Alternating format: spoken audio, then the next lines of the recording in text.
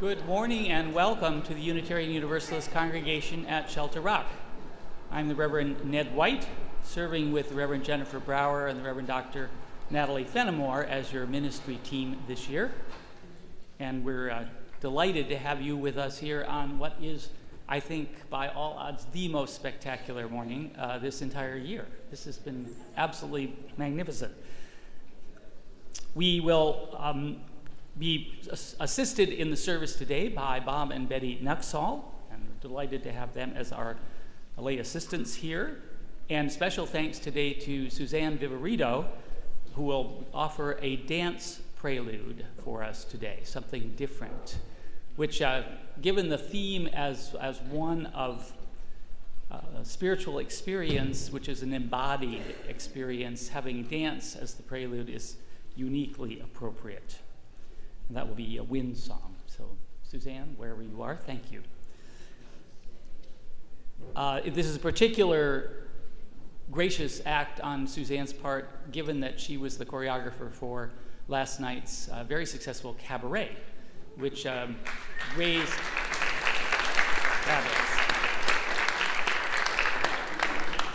which raised well over $2,000 last night and more beyond that. If you'd like to give to that, just let us know. We'll make it possible for you to do so. And there will be at Hadley House this afternoon at 3 o'clock a reprise of the cabaret. So if any of you missed that, I think, Jim, it's okay if we invite people to come to Hadley House. That would be great. 3 o'clock, yeah. Excellent. If you are a first-time visitor here, we welcome you to our UU Cafe. Be our guest for lunch. Just go to the visitor's desk and pick up a yellow card to entitle you to that free lunch. We are ecstatic to see returning wayward soprano, Lindsay, coming back from, as it turns out, Lincoln, Nebraska, and she was unaware that Oscar Sinclair, our ministerial intern, is now the minister at that congregation. So I have played Yenta to bring them together so that when she goes back home, she can pay Oscar and Stacy and their new baby a visit. So wonderful to see you here. Some of you may have participated in last week's Day of the Dead service and brought some mementos. If you neglected to pick those up at the end of the service last week, they will be downstairs on Elaine's desk there in the lobby downstairs. Please pick them up. That would be great. We will have a brick dedication ceremony immediately following the service, or around 12:30, in the Remembrance Garden. And if I will be going to that service, and I will linger downstairs at the door that goes out to that side of the building. So any people who need to know how to get there, I will be happy to escort you there. And we will lay down some new remembrance bricks and dedicate those. Jennifer Brower will be in charge of that ritual. We have an orientation makeup session in the office conference room with Reverend Brower at 1 o'clock. Holiday donations for Thanksgiving and Christmas will be welcome. We're $850 toward our $5,000 goal. We have a good start, but we will welcome additional contributions for holiday turkeys and chickens for those in need. And holiday cards for incarcerated individuals can be picked up and processed through November 25th. The Living Legacy presentation has been postponed, and a new date will be announced in the spring. Next week, we have Theater for Everyone. See the inside back cover of your order of service for information about that, and other programs as well. In the coming week, what is Tuesday? And what are you going to be doing on Tuesday? What was that? Thank you. Yes, please. One of our sacred obligations as Unitarian Universalists, valuing as we do the right of conscience and the use of the democratic process. So please vote on Tuesday.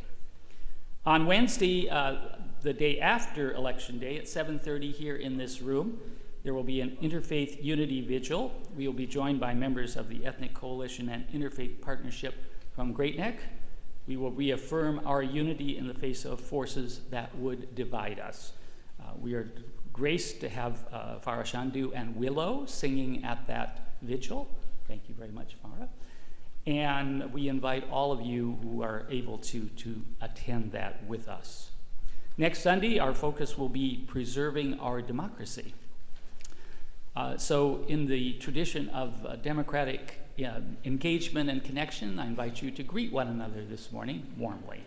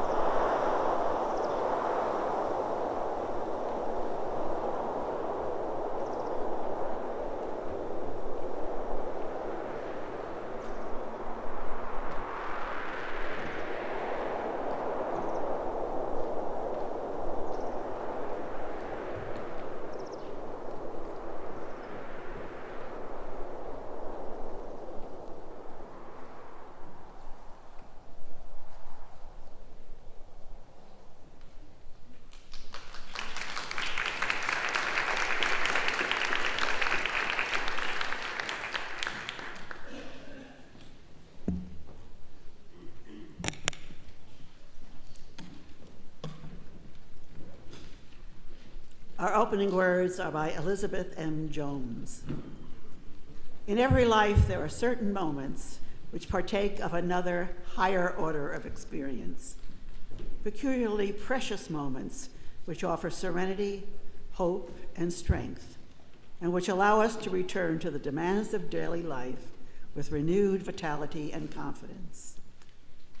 The growth of a spiritual dimension in each of us as individuals seems to result in a multiplication and a deepening of such moments, both in ourselves and in the world. The words for our chalice lighting are the words of Albert Schweitzer.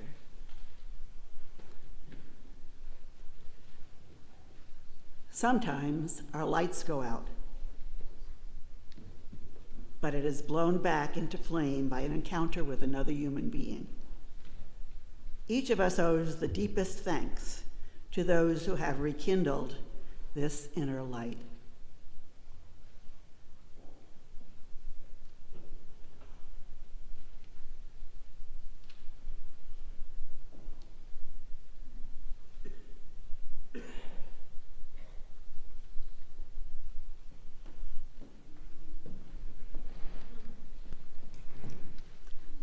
Please rise in body and spirit as we sing together hymn number 90 in the gray hymnal, From All the Fret and Fever of the Day, number 90.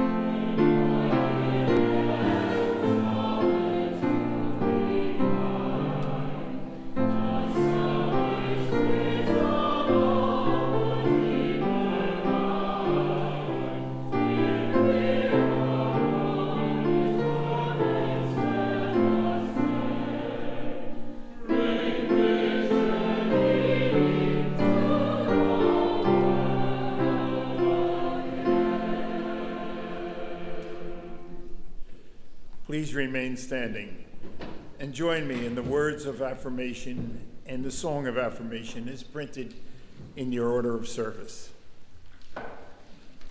Love is the doctrine of this congregation. The quest of truth is its sacrament, and service is its prayer. To seek knowledge and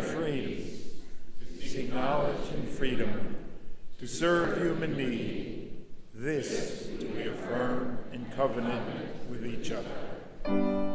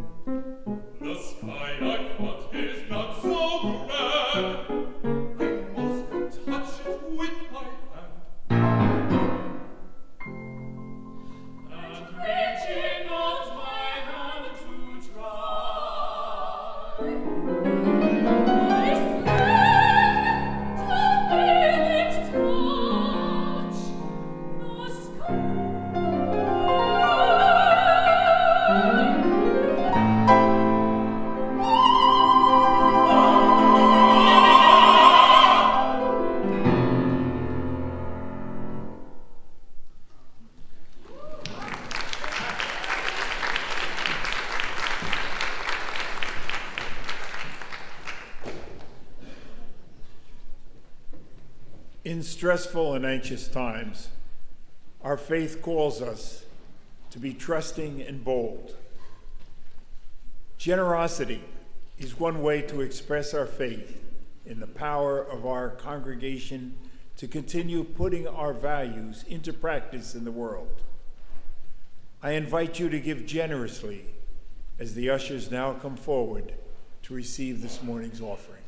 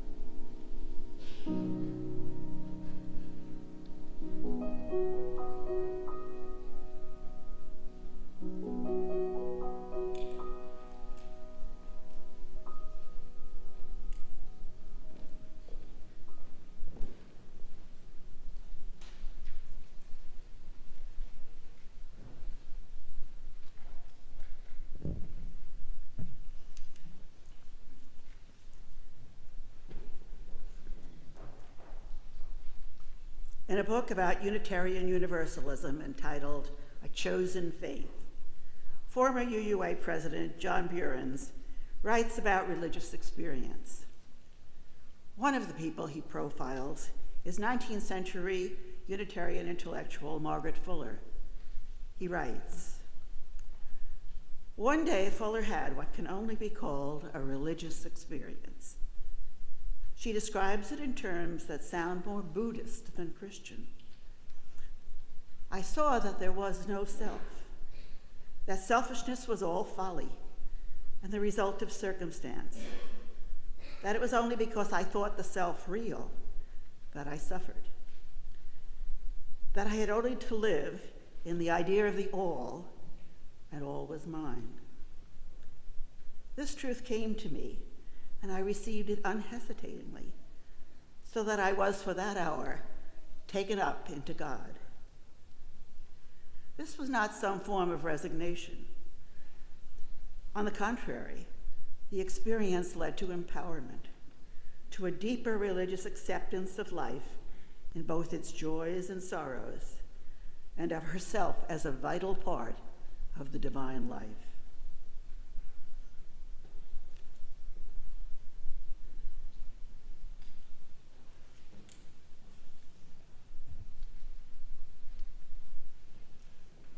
Burns had this to say about religious experiences generally.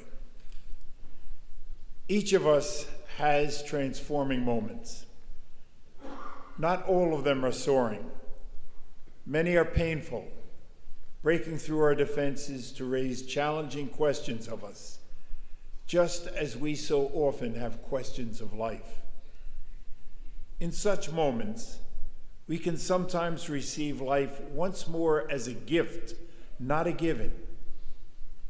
When we do, when we are more open to life's unfolding questions of us, then we can identify more deeply with others, with those who are also challenged. We can commit or recommit ourselves to join with them to serve justice, to love mercy, and to walk humbly together before the mystery that gives us all life, and to do so even in the face of death.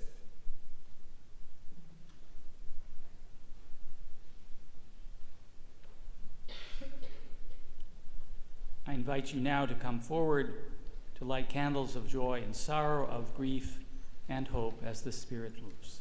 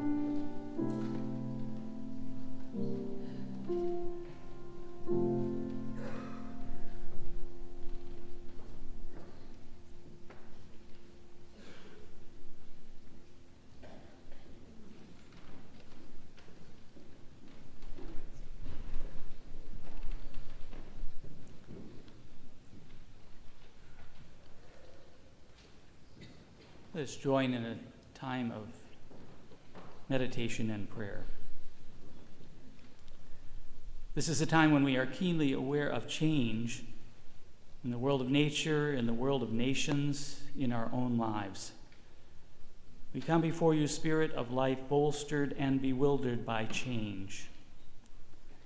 Many of us are enlivened by the changes that autumn brings, dazzling displays of color, bright yellow mums, orange pumpkins, red maples. We give thanks for the extravagant display of natural beauty during this season. May we allow ourselves moments to stop our programmed activities simply to look, to admire, and to marvel. The world of nature is also the world of tremendous power. We are part of an interconnected web of creation. We hold in a special place in our thoughts today those whom nature seems threatening. The people of coastal communities affected by climate change, those recovering from fires, floods, hurricanes, typhoons, earthquakes around the world, the hungry and starving in lands of drought and famine. May we be generous in our support of agencies helping people imperiled by natural disaster. Change is evident across the globe. We are deeply troubled by the continuing internal strife in Yemen, in Syria, in Myanmar, in Honduras, and Guatemala, in other hotspots around the globe. Give those fleeing violence in their homelands courage and patience as they seek safety and refuge for themselves and their families. Give world leaders wisdom and courage to devise strategies that will bring these terrible conflicts to an end. We are on the brink of change in our own country as voters exercise their democratic responsibility on Tuesday, choosing political leaders. Grant us all wisdom as we cast our ballots. May the outcome of the election protect, uphold, and advance the fundamental values of equity, fairness, compassion, and justice toward which national sages and prophets have long urged us to aspire. Finally, give us patience and understanding as we wrestle with the changes that are taking place within our communities and within each one of us. We remember especially this morning Jean Heacock, a resident of Hadley House who died on Thursday. We remember the 11 worshipers at Tree of Life Synagogue in Pittsburgh who were buried this week, and all our Jewish sisters and brothers with whom we mourn. We remember those contending with illness, ourselves or someone we love. We remember those seeking to find or rediscover a sense of purpose in their lives. Let us remember in silence those for whom change is particularly difficult at this time.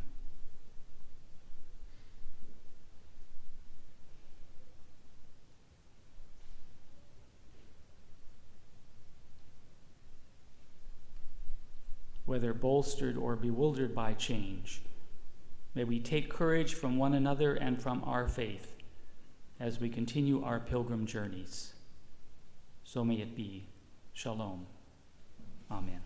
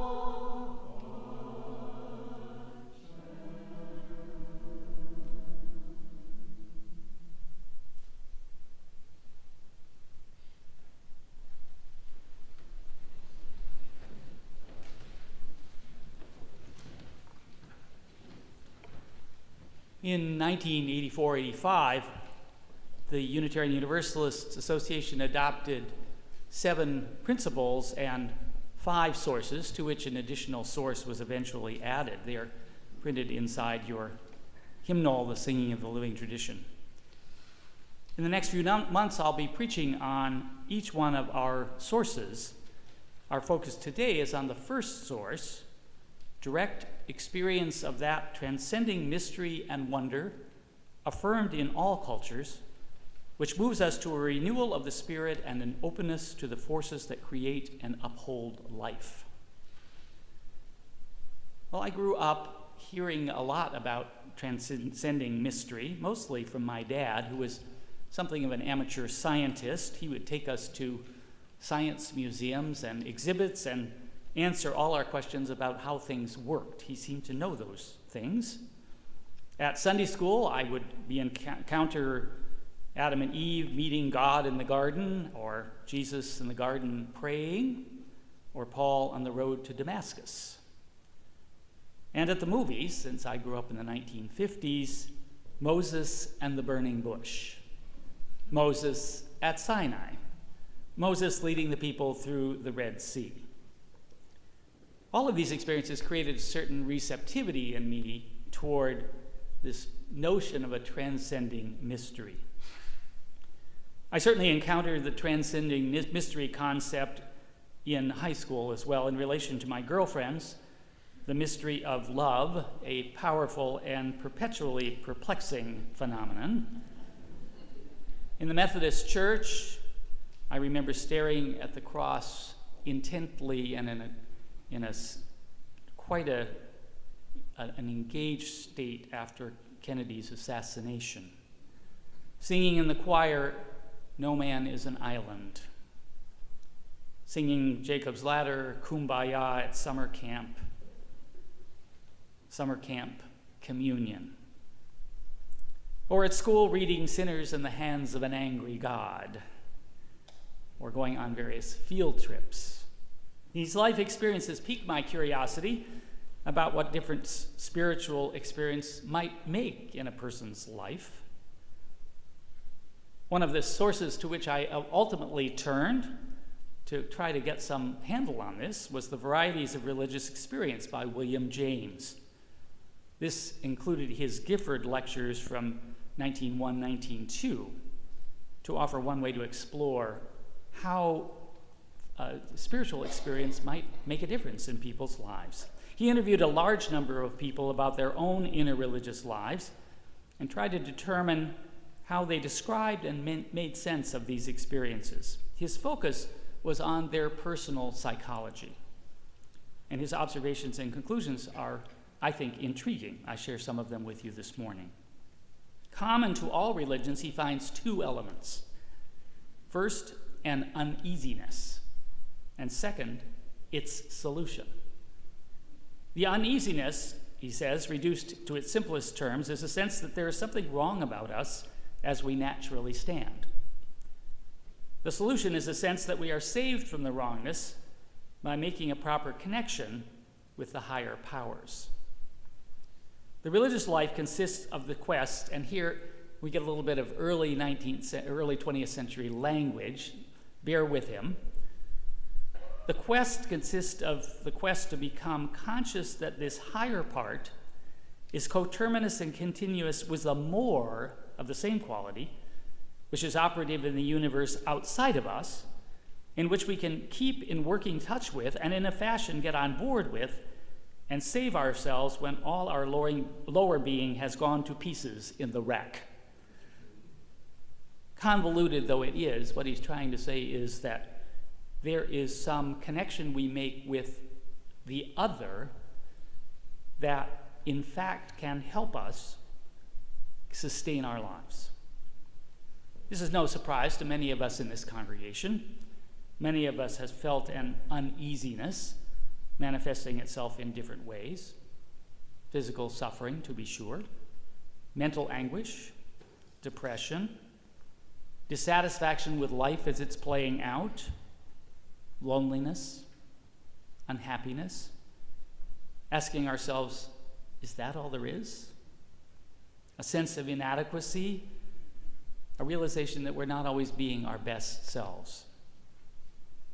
We've come here to this congregation to poke around for solutions within and outside ourselves through worship, meditation and prayer, discussion, friendship and companionship, ritual, song, dance, as we experienced this morning, story, shoulders to cry on, people to rejoice with, people to help us through. This seems to me a noble quest. James characterizes two basic types of personal religion. Religion, he calls, of the sick soul, and religion of healthy-mindedness. Sick soul includes Calvinists, fundamental Christian sects, 12-step program, anybody that holds that human beings are corrupt, confused, lost when left to their own wisdom and devices, but they can be and are saved, redeemed, and helped when they give their trust over to a higher power. Healthy-mindedness includes unity, Christian Science, mind cure, and Unitarian Universalists, who hold up for the power of good at the core of the cosmos that pervades the universe. Their themes might be accentuate the positive, eliminate the negative. The first holds that conversion is the pathway to richer life, and the latter holds there's no need for conversion, although perhaps we might benefit from time to time with some means of unleashing each of our full potential. In either case, the value of religion is measured by its fruits, its consequences. What does it do for human beings? Does it enhance life, morality, and goodness? James sees 5 hallmarks of a life in which religion plays an important role. First, that the visible world is part of a more spiritual universe from which it draws its chief significance. Second, that union or harmonious relation with the higher universe is our true end. Third, that prayer or inner communion with the spirit thereof, be that spirit God or law, is a process wherein work is really done, and spiritual energy flows in and produces effects, psychological or material, within the phenomenal world. Fourth, that a religious life can generate a new zest which adds itself like a gift to life and takes the form either of lyrical enchantment or of appeal to earnestness and heroism. And fifth, an assurance of safety and a temper of peace, and in relation to others, a preponderance of loving affections. Since religious feelings and conduct have such a profound influence on action and endurance, James can't help but regard religion as amongst the most important biological functions of humankind. Now, I must admit that James' research findings seem to resonate with my own experience. In seminary, I began to regard my life as a spiritual odyssey, and I actually wrote a paper about that. This morning, let me conclude by sharing with you 2 excerpts from that paper. I may have shared some of this with some of you before, but it seemed uniquely appropriate for today's theme. The first is the birth of wonder. I begin with a passage from the 8th Psalm. O Lord, our Lord, how majestic is thy name in all the earth. Thou whose glory above the heavens is chanted by the mouths of babes and infants. When I look at thy heavens, the work of thy fingers, the moon and stars which thou hast established, what are we that thou art mindful of us? And our children that thou dost care for them? Yet thou hast made us little less than God, and dost crown us with glory and honor. I am 17, a senior at Gresham Union High School. Mrs. Greisel and the other science teachers have packed 45 kids, seniors and freshmen, into a yellow school bus for the biennial geological expedition to Eastern Oregon. Spirits are high. The kids are all wired. The teachers are models of patience. We arrive at our campground in the flat desert country near Madras. We put our sleeping bags on the ground as night descends. We talk and joke and laugh in the giddy way of adolescence, and we feel the strength of friendships forged over years of suffering together at good old Gresham Union High School. The darkness deepens and fatigue overcomes us. I lie on my sleeping bag cold and still, listening to the silence and looking up at the sky. The sky in the desert glows with a billion stars, twice as many as you can see at home in Gresham. You can feel the immensity of the universe and its unspeakable beauty. I breathe very slowly and feel something that I don't know how to describe. Part affection for my friends, part wonder at the stars, part awe, part staring into the face of darkness, of mystery. Whatever it is, at this moment, I feel very much alive. And some part of me says a prayer of thanks to the unseen power behind and within all of this. I taste wonder, and it fills me with life and hope. The second scene, the power of truth. From Psalm 139. Lord, thou hast searched me and known me. Thou knowest when I sit down and when I rise up. Thou discernest my thoughts from afar. Thou searchest out my path and my lying down, and art acquainted with all my ways. Even before a word is on my tongue, lo, O Lord, thou knowest it altogether. Thou dost beset me behind and before, and layest thy hand upon me. Such knowledge is too wonderful for me. It is high. I cannot attain it. I am 27. For 10 years, I have known that I am attracted to men. I am serving as part-time religious education director at King's Chapel. We are considering offering the UUA's About Your Sexuality curriculum to our kids. A woman from the parish and I troop off to the Oblate Center in Natick for a training weekend. We break the ice on Friday night as we all make fools of ourselves, putting on large wall charts all the words we know for body parts and sexual activities. The stage is set for Saturday's exploration of first experiences, love making, and late in the afternoon, a presentation and small group discussions on same-sex behavior and homosexual lifestyles. I'm sitting at a table with 7 people I barely know. They are talking about whether homosexuals choose homosexuality or not. The discussion is clinical, abstract, full of conjecture, floating somewhere in outer space. The more I listen, the more I feel like a volcano about to erupt. I'm listening to them talking about me. I can't sit here invisible and silent. I have something important to say about this. I have something important to say about me. By now I am shaking inside. My face is flushed. My pulse races. I have to speak. Excuse me, but I experience what you're talking about differently because, you see, I'm gay. And my experience hasn't been one of making a clear-cut choice between viable alternatives or something like that. Who knows what I said? Doesn't really matter. That isn't the point of the story. After I open up, others in the group open up too. They affirm their own experiences. They affirm me. We affirm one another. Before going off to bed, several people seek me out and thank me for sharing myself with them that afternoon. I go to my room, I lie down on my bed, and I start to cry. Feeling washes over me, wave after wave. I think of the people at the training who know part of my secret self and still affirm me, and I cry. I think of my family who love me in spite of everything dreadful I've ever said and done to them, and I cry.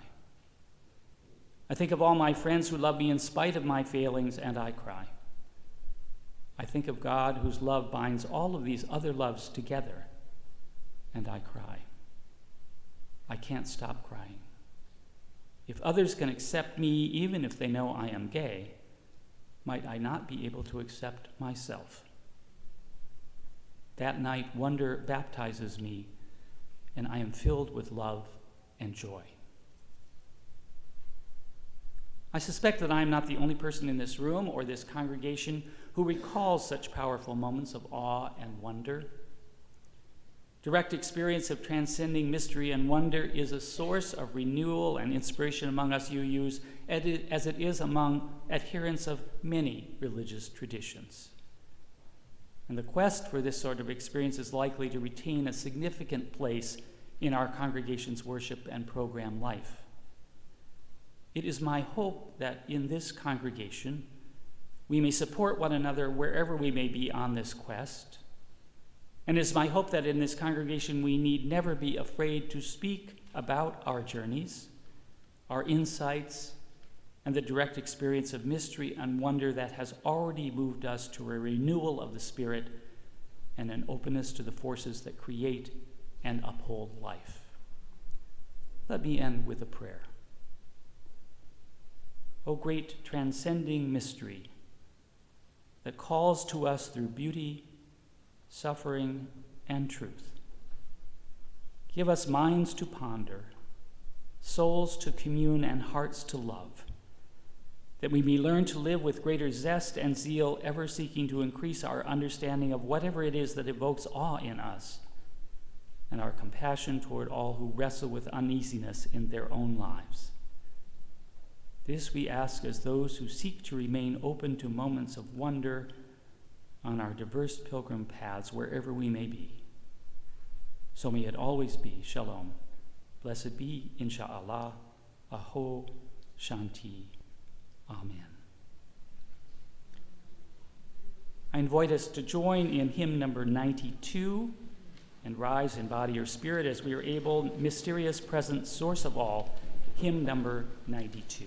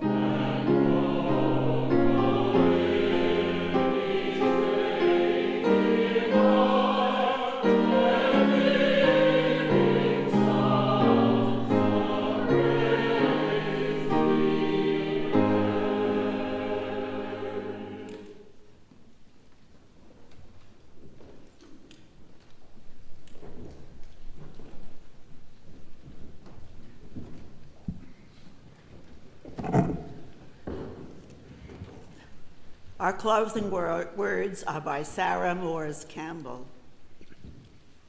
We receive fragments of holiness, glimpses of eternity, brief moments of insight. Let us gather them up for the precious gifts that they are, and renewed by their grace, move boldly toward the unknown.